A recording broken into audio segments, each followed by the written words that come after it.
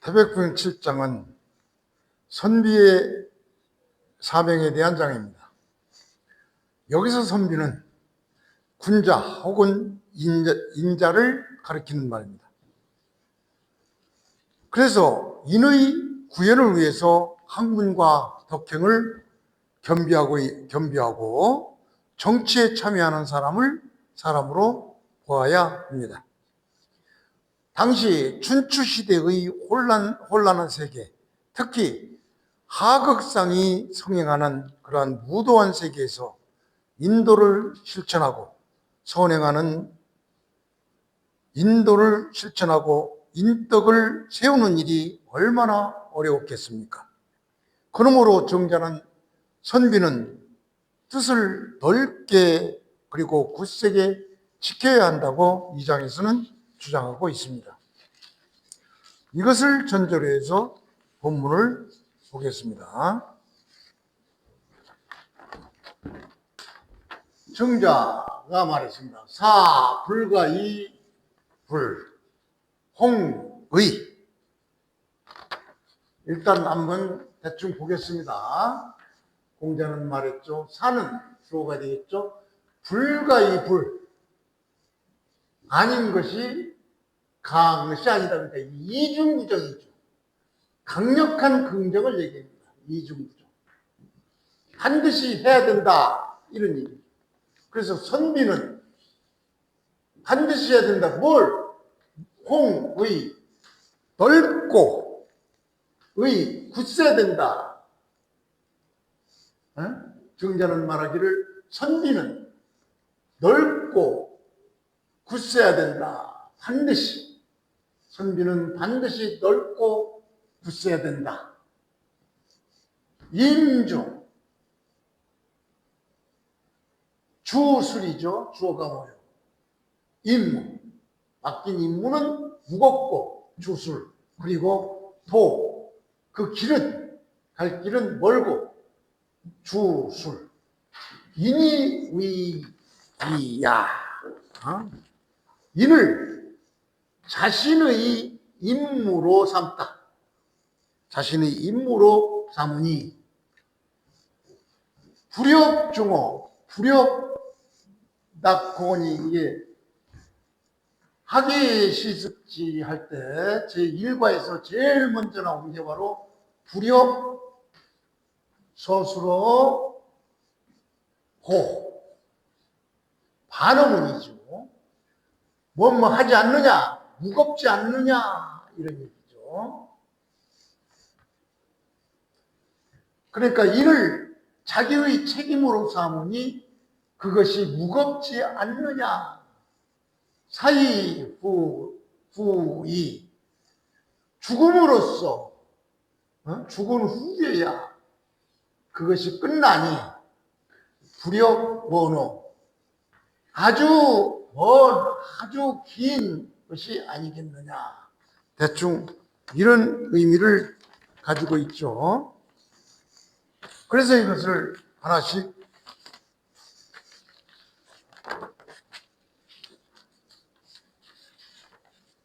주역을 해보겠습니다.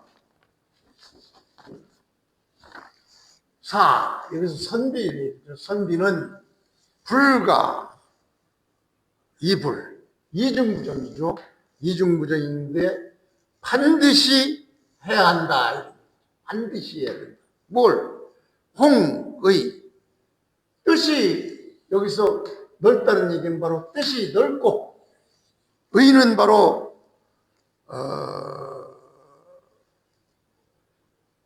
굳세고.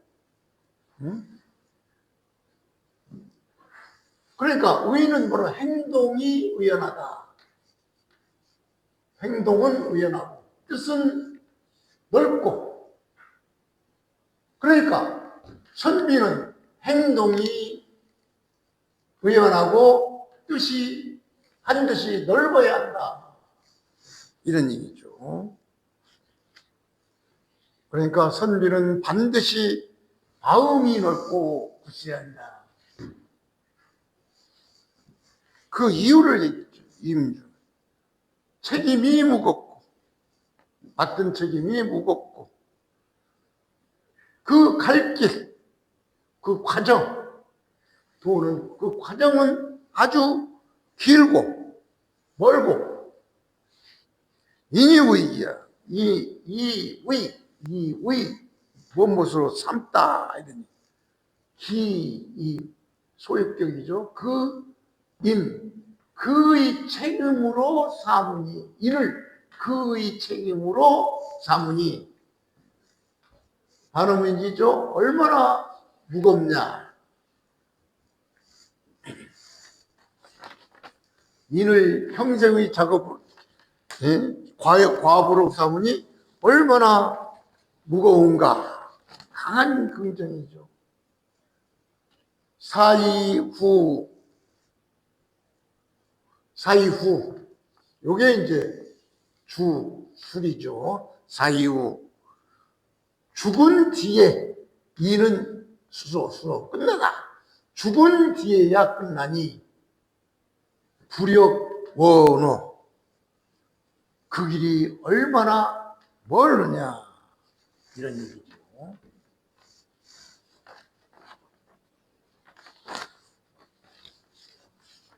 그래서 여기서 핵심 개념은 바로 세 가지죠. 뜻이 넓다, 의지가 굳다, 홍의, 그 다음에 맡김, 책임. 뜻이 넓고 의지가 굳고 맡김. 이것이 바로 세 가지 선비의 세 가지 3대 요소입니다. 선비의 3대 요소, 즉 홍, 마음의 크기, 의지의 강도, 책임의 무게. 이것이 바로 선비의 세 가지 요소가 되는 것입니다. 선비란 인을 자신의 책임으로 지고 사이고 죽을 때까지 그 길을 가야 된다. 그런 의미를 가지고 있죠.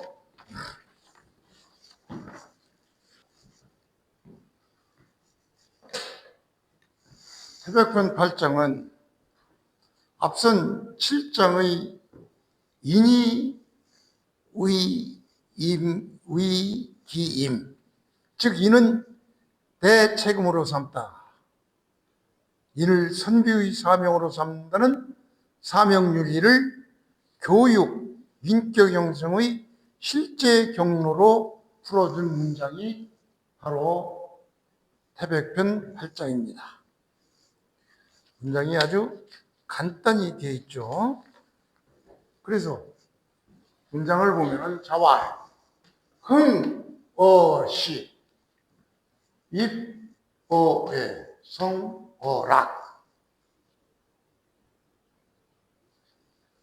흥어시, 여기서 시는 당시 춘추시대의 시라고 그러면은 시경을 의미하죠.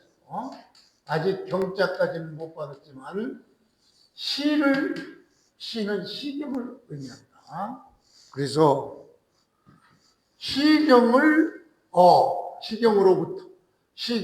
공부하여, 흥은 사람의 흥을 일으키다 해서 주어는 사람이죠. 사람들은 생략됐지만 사람들은 시경을 공부함으로 해서 흥을 일으키고, 입어에, 예로서 사람의 행동을 바르게 하고 바르게 세우고, 즉 예를 따르고 실천하여 언행이나 몸가짐을 바르게 세운다 이런 얘기죠. 그래서 성어락, 음악으로서 사람을 완성시킨다.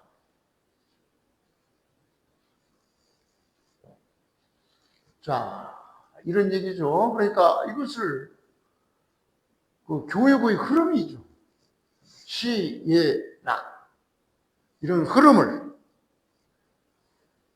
살려서 한번 번역을 해보면은 시경은 바로 감흥을 일으키는 데서 시작하죠. 즉 자연의 삶을 얘기하는 것입니다. 그 다음 예로서 인격을 세우며 즉 사회 규범을 얘기합니다. 사회 규범. 성어락 음악으로서 완성을 시킨다는 건 바로 성정을 조화하고 온전한 인격자가 되는 이 세 단계를 얘기하는 것이죠.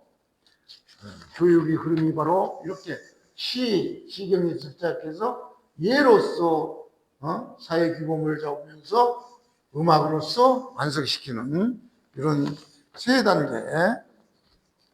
즉 여기서 말하는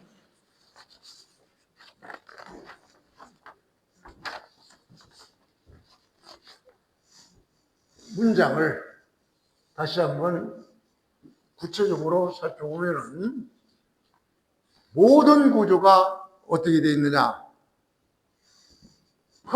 동사, 수로 플러스 그 다음에 어가 왔죠. 호사, 전치사, 그 다음에 명사. 이런 형태죠. 전부 여기는 동사, 흥을 일으키다, 세우다, 성취하다.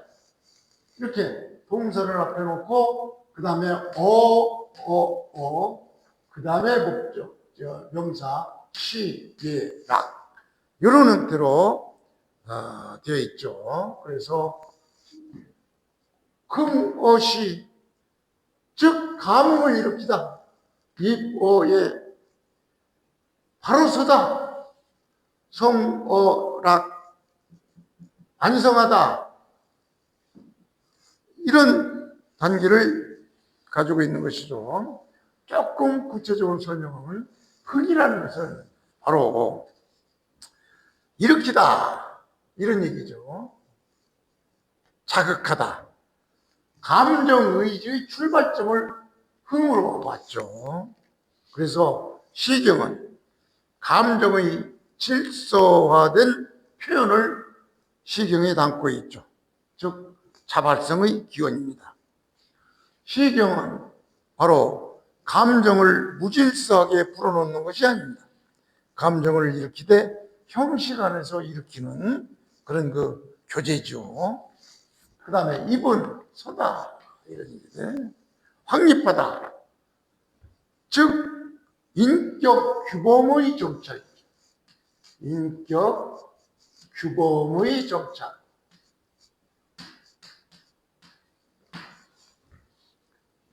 무엇으로서 행동 규범이 바로 예죠.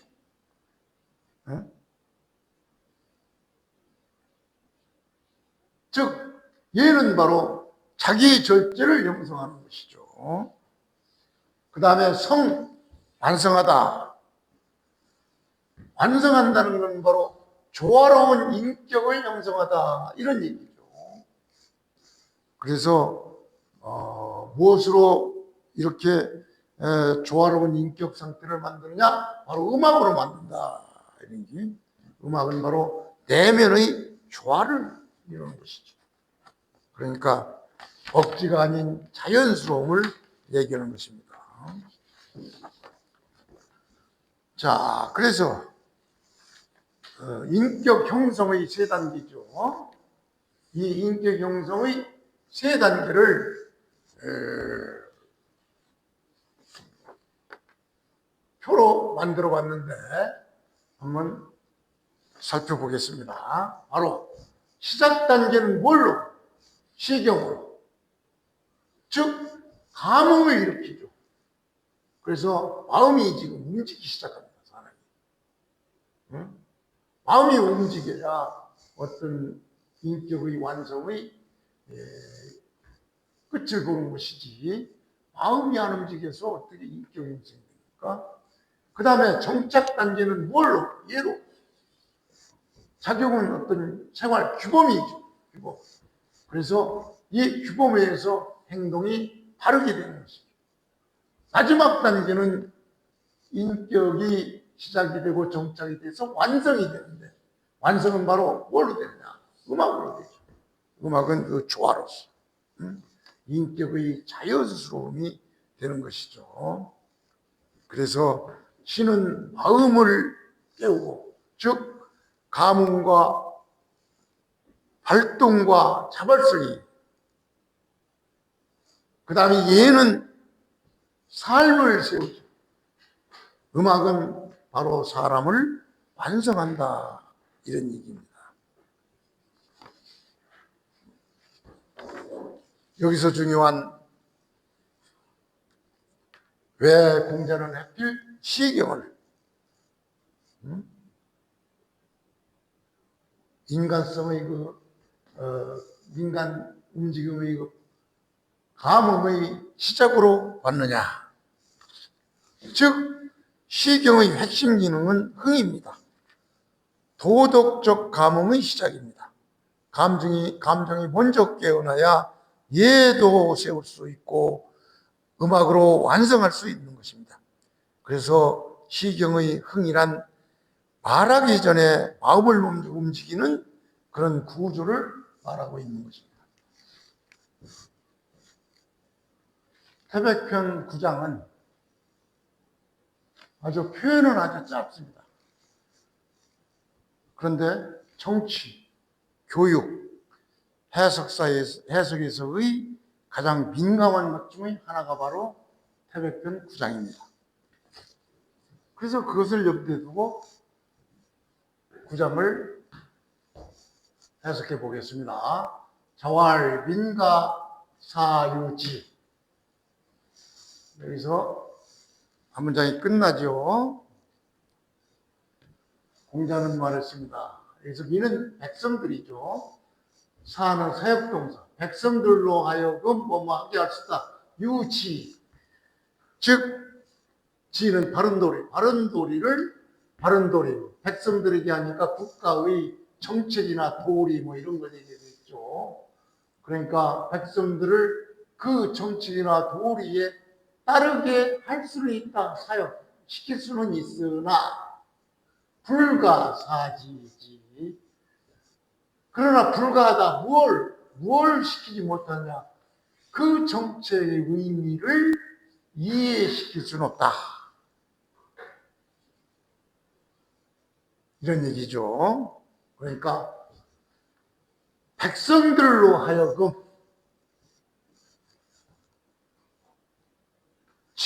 정책이나 바른 도리를 따라오게 할 수는 있으나 그들로 하여금, 백성들이 여기서는 생략되어 있죠. 민불가사. 백성들로 하여금 그 깊은 이유를 알게 할 수는 없다. 이런 얘기인데,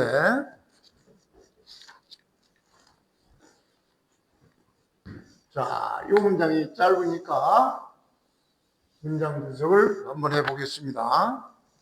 민, 가사. 민은 바로 주어가 되겠죠. 가사. 그 다음에 유가 수로, 동사. 지는 지시대명사죠. 그것을 목적어가 되겠죠. 지시대명사. 가사. 뭐 하게 할 수 있다. 지는 바로 정책이나 이런 거죠. 국가가 국민에게 시킬 수 있는 건 뭐예요? 국가의 정책이나 이것을 따라오게 할 수는 있다. 그러니까 이 여기서 유는 따라오다, 따르게 하다, 이런 얘기는 따라가다, 이런 얘기는 습관적으로 따르게 하는 것이죠.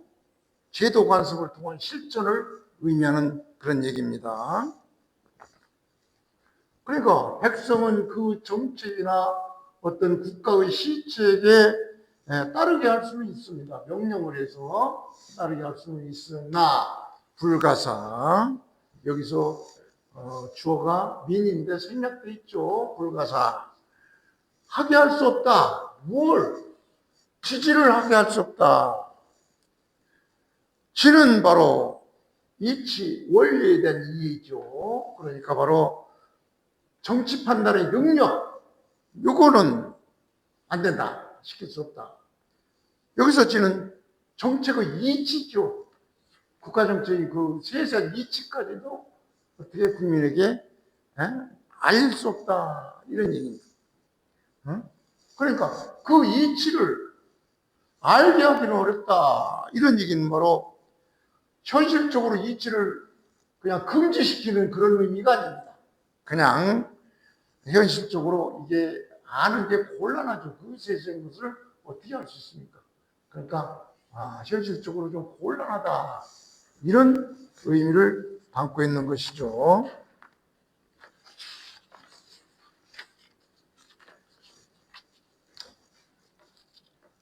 그래서 해석이 아주 미묘하니까 주자집주에서의 해석을 한번 보고 비교해 보기로 하겠습니다.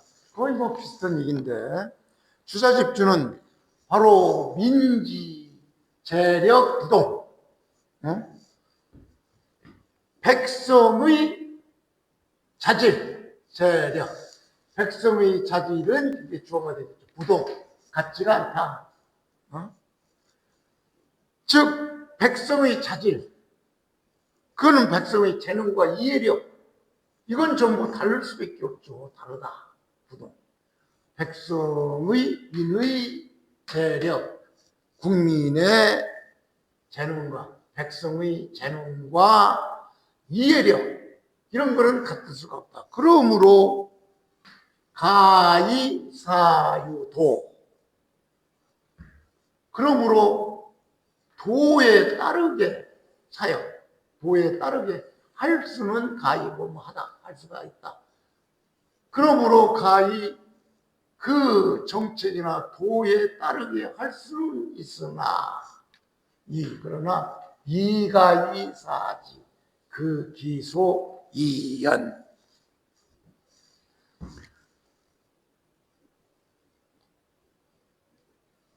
미가이 할 수가 없다. 즉 억지로 사치 기소이, 그 이유까지 그 이유까지 모두 알게 하기는 미가이 어렵다. 이런 얘기죠. 이거는 바로 모든 사람을 그 연유를 모두 그 이유까지 모두 알게 하기는 어렵다. 이런 얘기는 바로 우민정책, 백성을 무지하게 만들려는 그런 말로 이해해서는 안 됩니다. 즉 이것은 정치의 교화 상태, 이런 단계이죠. 그래서 이 장을 이해하기 위해서는 세 개가 전제돼야 합니다. 세 개를 이해해야 돼요. 여기서 미는 누구냐? 정치 참여자가 아닙니다. 정치를 앞에서 이끄는 사람이 아니에요. 일반 백성을 얘기해요. 전문 정치인이 아니고 바로 일반 백성을 의미하는 것이죠. 그 다음에 지는 뭐냐?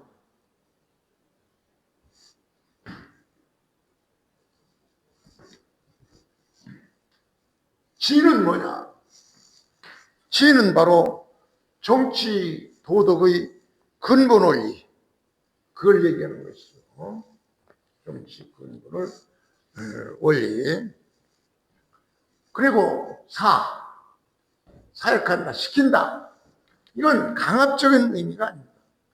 그냥 제도나 풍속을 통해서 그렇게 되게 하는 거, 그런 걸 얘기하니까 이걸 다시 의역해 보면은 정치는 백성이 자연스럽게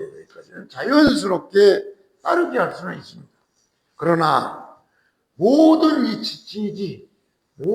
이치를 이해시키는 방식으로는 운영되지 않는다. 이런 얘기가 됩니다.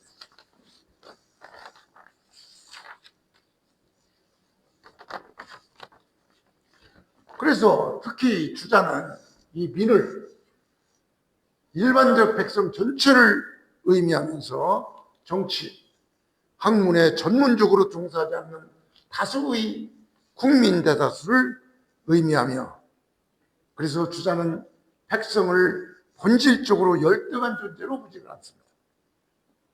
다만 재력 부동, 재능과 이해력, 이것이 같지 않다, 차이가 난다.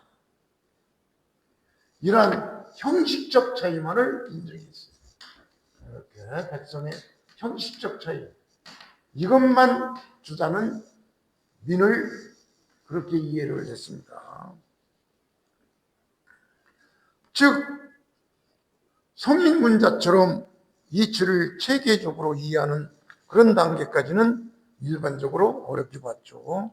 이거는 능력의 문제이지 인격의 차별이 아닌 것입니다.